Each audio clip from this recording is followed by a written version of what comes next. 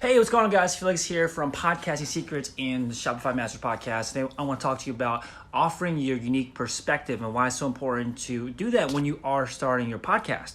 So, I was watching this YouTube video that popped up on my news feed or popped up on my YouTube feed by this guy called Fresh Out Series, and the entire YouTube series is basically about this guy's perspective from being in prison for 10 years, getting out, what it was like in prison, and telling prison stories, having guests on his show that talk about their prison experiences, and they'll talk about things like how to make certain prison foods, how to survive in prisons, what are gangs like in prisons, who might have problems in prisons, how to last your first night in prison, like all these crazy topics. And I was like consuming and watching all of it, but I am not interested in being in prison. I've never been in prison. I don't have any plans to go, but it was still very interesting content. It really drew me in, and I watched he was probably the channel that I consumed the most content from over the last couple of months.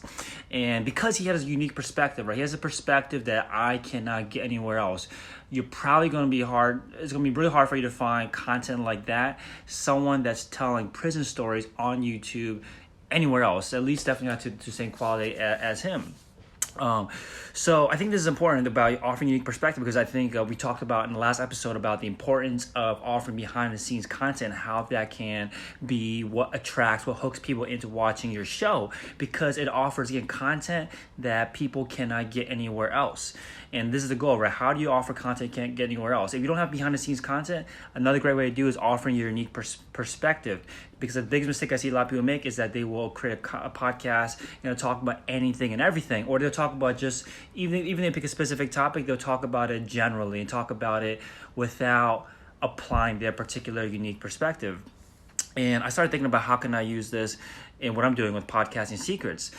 Because Podcasting Secrets can be applied for any industry, right? Any industry that you're in, you can launch a podcast and you can talk about any topic, which we all know. But how can I make this specific with an angle? And I was talking to my friend Mario, who mentioned to me about this process called it's called Upside Down Unicorn. I'm not sure why it's called that, but the point of it is to marry a topic you're interested in with a group of people that you are probably a part of. So for me, the topic I'm interested in is podcasting, and a group of people that I'm a part of, that I want to be part of, that's my community, are entrepreneurs. So instead of just being, podcasting secrets just in general, I'm going to turn into Podcasting Secrets for entrepreneurs, right? Marrying a topic I'm interested in with a community.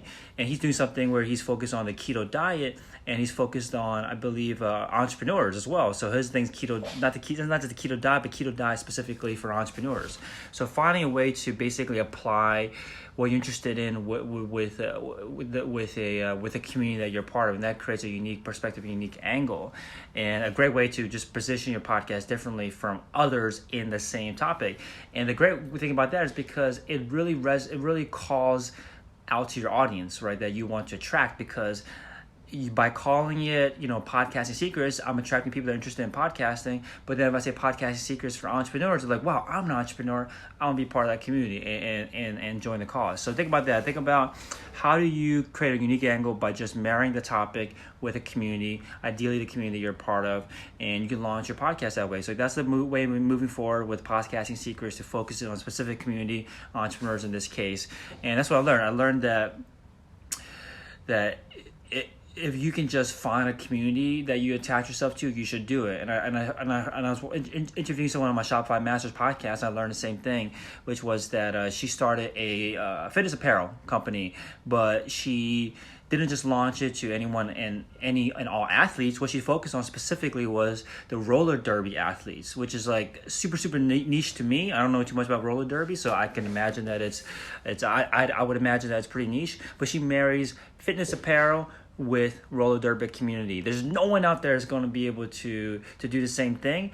Or maybe they are, but the competition is going to be so much smaller that you'll be able to dominate. And it's safe, right? It's a safe approach, because clearly there's a need for fitness apparel in the roller derby community. So it's not like you're going out on a limb and doing something crazy again. So marry the topic.